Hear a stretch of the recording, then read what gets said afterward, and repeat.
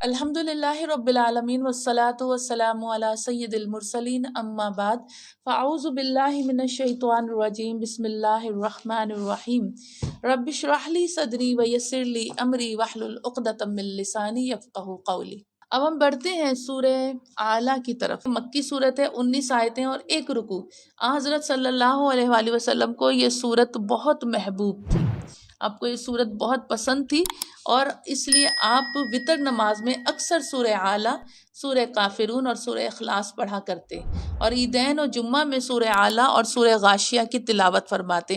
آپ لوگ لکھ لیجئے اگر آپ کے پاس پین وغیرہ ہیں کہ حضور پاک صلی اللہ علیہ وسلم کو سورہ اعلیٰ بہت محبوب تھی، آپ وتر نماز میں اکثر سورہ اعلیٰ، سورہ کافرون اور سورہ اخلاص پڑھا کرتے تھے، اور عیدین کی نماز میں اور جمعے میں سورہ اعلیٰ اور سورہ غاشیہ کی تلاوت فرمایا کرتے تھے۔ سورت کا آغاز اس حکم کے ساتھ ہوا کہ اپنے رب کی تسبیح بیان کرو جس نے کائنات کی ہر چیز کو پیدا فرمایا اور اس کو مناسبت سے قائم کرا، اس کی تقدیر بنائی، اسے سمجھایا کہ جس لیے وہ پیدا کی گئی ہے۔ اور تم دیکھتے ہو کہ اللہ پاک زمین میں کھیت پھل درخت پیدا فرماتا ہے اور جب چاہتا ہے انہیں خس و خاشاک بھی بنا دیتا ہے۔ بالکل ختم۔ اور رسول اللہ صلی اللہ علیہ وسلم کو حکم دیا گیا کہ آپ اس بات کی فکر نہ کریں کہ قرآن لفظ بہ لفظ کس طرح یاد ہوتا ہے، قرآن کو آپ کے حافظے میں محفوظ کرنا ہمارا کام ہے۔ یہ بڑی ایک اہم آیت ہے، میں چاہ رہی تھی کہ اس کا آپ کو حوالہ دوں۔ ہاں، اس کا آپ کو حوالہ دوں، یہ آگے ہم اس کے آیتوں میں آپ کو بتائیں گے۔ تو کہا جا رہا ہے کہ اس کو آپ کے حافظے میں محفوظ رکھنا ہمارا کام ہے، آپ قرآن کے ذریعے نصیحت کرتے رہیں، آپ کا کام حق کا پیغام پہنچانا ہے۔ جو حق بات سننے کے لیے آمادہ ہیں ان کو سنائیں، جو سرکشی کی بنا پر سننا گوارا نہیں کرتے وہ اپنا انجام خود دیکھیں گے۔ آخر میں بتایا گیا کامیابی صرف ان خوش نصیبوں کو حاصل ہوگی جو اپنا دامن گمراہی سے بچاتے ہوں گے اور اللہ کے ذکر سے اپنی زبانوں کو تر و تازہ رکھتے ہیں، نماز میں مصروف رہتے ہیں۔ یہ ایک ایسی حقیقت ہے جسے قرآن سے پہلے حضرت موسیٰ علیہ السلام پر آنے والی کتاب اور ابراہیمی صحیفوں میں بھی بیان کیا گیا۔ آئیے اس کی اہم آیات کی طرف چلتے ہیں۔ آیت نمبر 1، پاکی بولو اپنے بلند و بالا رب کے نام کی، اللہ کی تسبیح سے آغاز ہو رہا ہے۔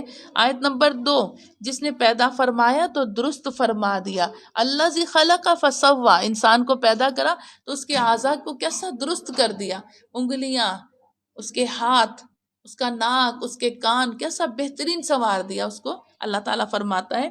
اور آیت نمبر 3، جس اندازے پر رکھا، اور جس نے اندازے پر رکھا اور راہ دی، والذی قدر فہدی، جس نے اندازے پر، یعنی ماں کے پیٹ میں بچہ 8 ماہ 7 ماہ 9 ماہ رہتا ہے اور پھر فہدا، پھر راہ دی کہ اب ماں کے پیٹ سے باہر آ جاؤ، دنیا میں آ جاؤ، تو جس نے اندازے پر رکھا اور راہ دی۔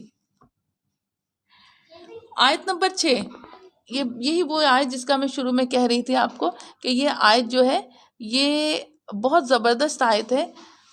اگر آپ اس کو اس طرح لے لیں، اس آیت کو، سَنُقْرِئُكَ فَلَا تَنْسَى إِلَّا مَا شَاءَ اللَّهُ، یہاں تک، مطلب آیت نمبر 6 ختم ہو کر آیت نمبر 7 کا ابتدائی حصہ إِلَّا مَا شَاءَ اللَّهُ۔ تو یہ آیت آپ لے لیں، یہ بچوں کو پڑھائی میں تیز کرنے والی آیت ہے۔ آپ بھی سبق اگر یاد کرنا چاہیں تو اس کو پڑھا کریں۔ سَنُقْرِئُكَ فَلَا تَنْسَى، اب ہم تمہیں پڑھائیں گے کہ تم نہ بھولو گے، فَلَا تَنْسَى کہ تم نہ بھولو گے۔ کوئی سبق اگر جس کو بھولنے کی عادت ہو، سبق بھولتا ہو، یا بیماری بھولنے کی، اس آیت کی برکت سے وہ سبق بھولے گا نہیں۔ اور پھر لیکن آیت نمبر 6 کے بعد اگلے 3 کلمے آپ نے اور لینے، إِلَّا مَا شَاءَ اللَّهُ، مگر جو اللہ چاہے، إِلَّا مَا شَاءَ اللَّهُ، یہاں تک۔